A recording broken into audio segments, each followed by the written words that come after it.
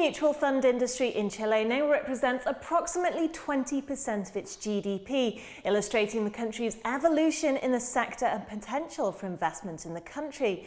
But is this growth set to continue in the coming 12 months? Joining me down the line to discuss is Rene Peragallo. Well, Rene, let's start with Latin America. What's the current situation in local markets and the economy? The economic situation in Latin America is quite challenging right now. The region as a whole is not growing.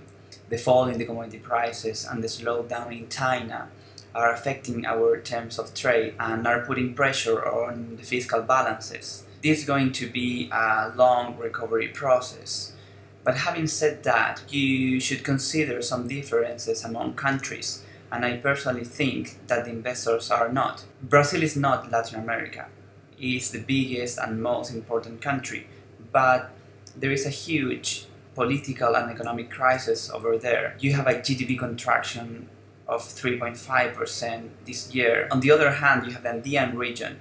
Countries such as Chile, Peru, Colombia, Mexico, they are still growing at a low single-digit rates, but they are growing. So you have a different context, and the authorities are taking actions to put these economies back on track. Looking at Chile a little bit closer now, and how has it performed over the last 12 months? Well, the performance of the local stock market is bad this year. The main index is around 8 to 9% down in local currency and more than 20% in dollar terms. And probably that doesn't make sense if you compare the performance of the Chilean index with the performance of the Brazilian. They are showing the same return in local currency, and from our perspective that shouldn't happen.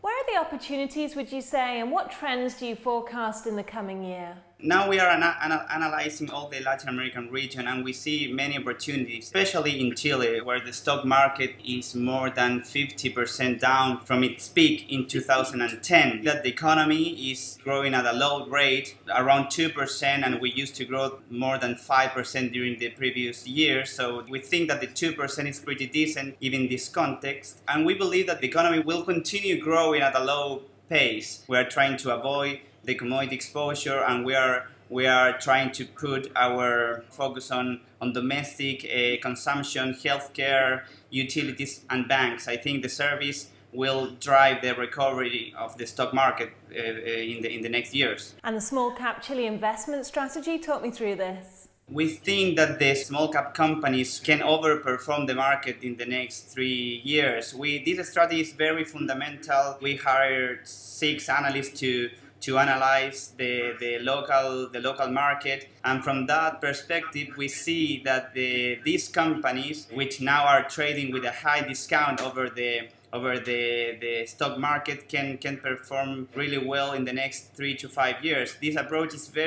is a long-term approach, and we are focusing to bring AUMs from the pension funds and other institutional investors in Chile and Latin America. So when it comes to new investments and strategies, what do you focus on? I would say that we basically focus on consistency with our investment process. We look for strategies we think we can develop in a competitive way. So we start analyzing our capabilities and which one we need to enhance. We also look for strategies that can complement our clients' asset allocation. So we are always studying their portfolios, trying to match what they are doing with what we can develop in a competitive way and in a long-term perspective. We are bringing talents to our investment teams, not only in the research area, but also we are bringing PMs with excellent track record and exclusively dedicated to our LATAM strategies. How do you go about developing institutional market strategies? We have 2 different models. We have our own funds, and I'm in charge of developing the equity strategies for the institutional clients. And we also are looking for partnership with global investment funds and global asset managers. And we also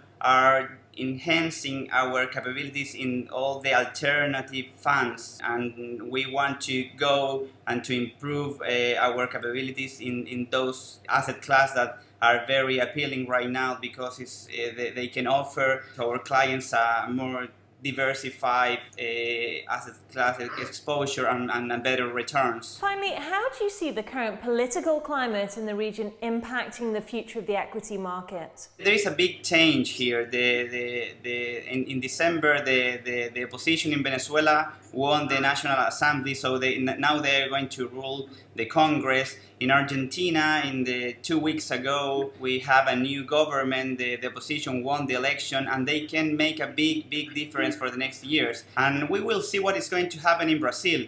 You know, this impeachment situation, the government is in a crisis, they have less approval than the inflation rate, and that means that in the future we believe that there's going to be a more rational approach to the private sector, and you will see less intervention in the markets, and that's good because the environment for the investors is going to be better than in the past.